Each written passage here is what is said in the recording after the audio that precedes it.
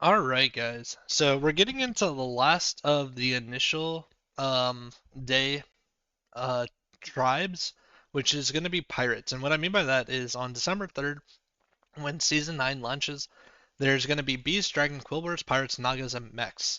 Where this is relevant is there's only going to be one tribe that's going to be taken out of every game, and that means you're pretty much going to see every tribe every game. It's a 1 in 6. So this is kind of just going to be the day one meta. So it looks like there's going to be two ways to play pirates. The first is going to be kind of like that scallywag, rip snarl into sky pirate, cruise controller, recruiter, and Eliza comp. And then there's been a lot of changes to the like spending type pirates, and these are kind of centered around effects like the Lovesick Balladus, and generally you get a really big cleave with Blade Collector. We talked about mechs early, and there's no Foe Reaper, which means Blade Collector is going to be one of the only guaranteed cleave minions. We talked about it's like Nizoa in the Beast that like hits a random minion, but Blade Collector is at least like a guaranteed hit 3 minions, guaranteed as long as you don't hit the end.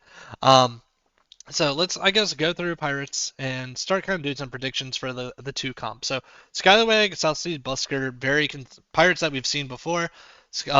Generally, the way to play Busker, unless you're a like gold generation hero or a two cost hero, is you kind of hold it on turn one, play it turn two, and that gives you just a very clean turn three.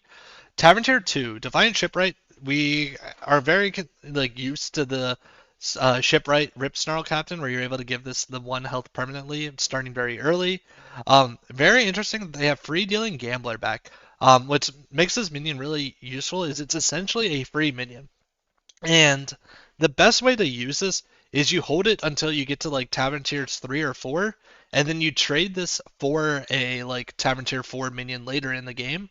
And you essentially make it so you had a minion that was able to trade okay on Tavern Tier 3. If you look at it kind of trades into Rip Snarl if it gets like to attack first. It can definitely take care of Tavern Tier 1 minions, so it saves you a little bit of health as you go up, and then you potentially trade this into a better minion into the late game. Rip Snarl Captain, this is just going to be your early payoff for something like Scallywag and the Defiant Shipwright, and potentially lean you into that like Eliza Pirate type comp. Tavern Tier 3, we have our first couple of new pirates and big pirate changes. So Grace Farsail. Choose one, gain 2 gold next turn, or gain 4 gold in 2 turns. So what's kind of relevant is, let's say you get this on turn 6, which is pretty reasonable. So turn 5, you're generally going to like Tavern Tier 3. This is going to be your first shop on um Tavern turn tier 3, you have 8 gold. Getting 2 gold and going to 10 is generally not super helpful, unless there's like a one cost spell in the shop. So generally, what I think you're gonna do is if you have a one cost spell in the shop, you'll go get the first 2 gold effect and buy triple buy and get the Tavern tier spell in the shop. Otherwise, I think it's better to do the gain 4 gold in 2 turns and just make it so you have a very clean level up to Tavern Tier 5 in 2 turns. So what you can do is on turn 7, you're generally going to go to Tavern Tier 4, and turn 8, you can use this forward gold influx to go to Tavern Tier 5. Gritty Headhunter.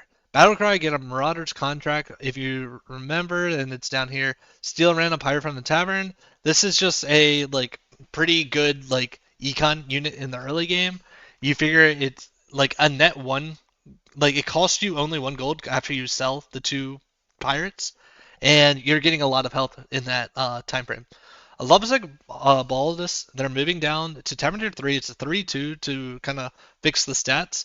Um, and it still has that same 1 health payoff. So this is definitely going to be, there's more copies of it in the pool, and makes it so that, it's going to be more, it's going to be easier to get a lot of pirate buff effects.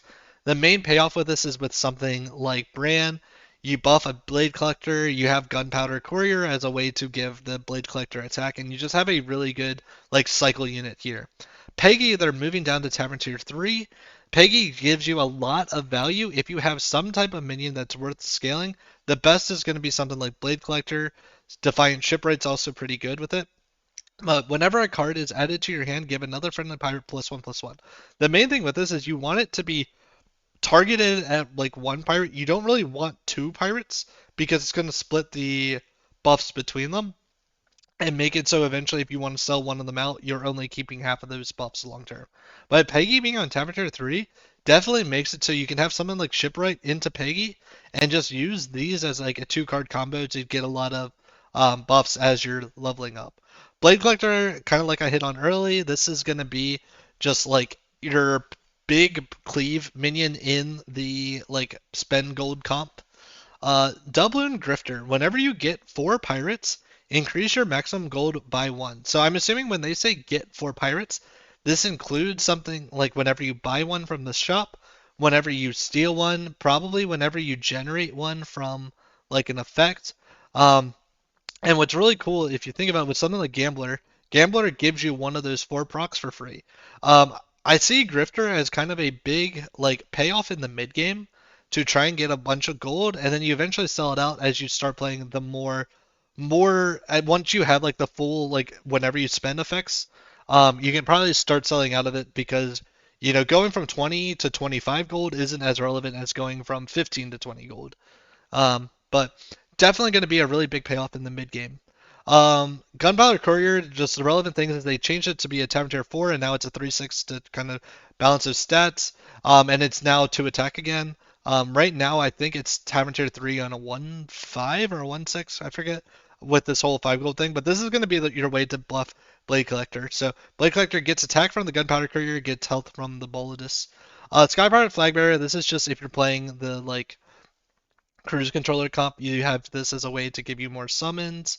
Honestly, I think this comp's going to be okay. Just looking at all the other tribes so far, like Naga's Dragon seemed pretty weak. I think Beast might have a little bit. Beast will probably outscale this. Yeah. Moderate's Contract we talked about. Cruise Controller they still have around. This is going to be if you're playing the Death Rattle Pirates comp. Dual Weird Corsair. Whenever you spend 5 gold, to give 2 friendly pirates +4/+4.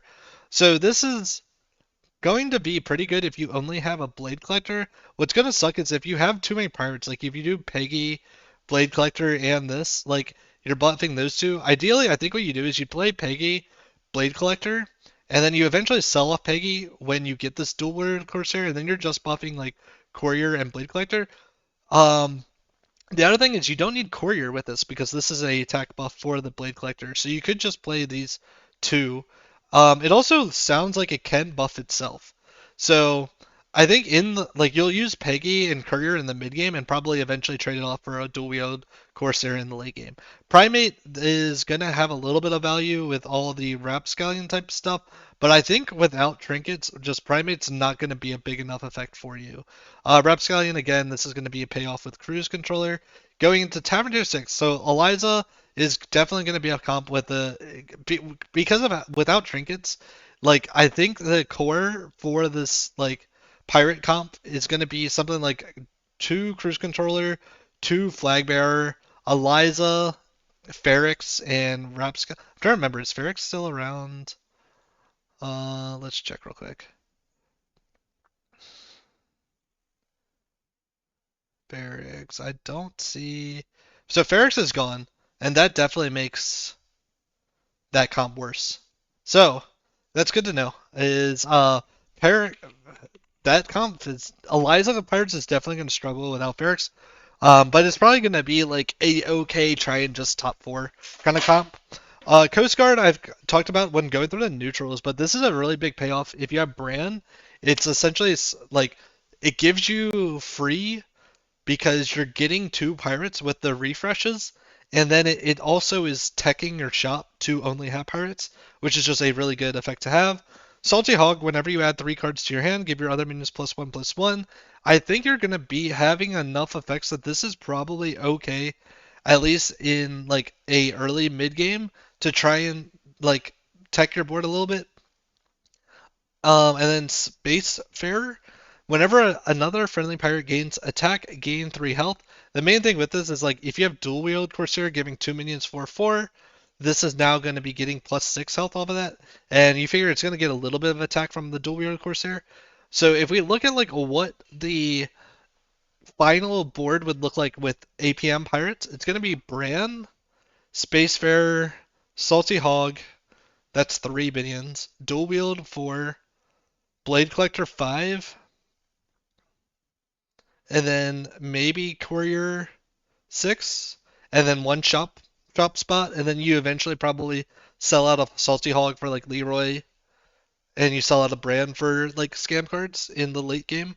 But that's like pretty reasonable for a core for APM Pirates. So, anyways, let me know in the comments if you think there's something I missed with Pirates.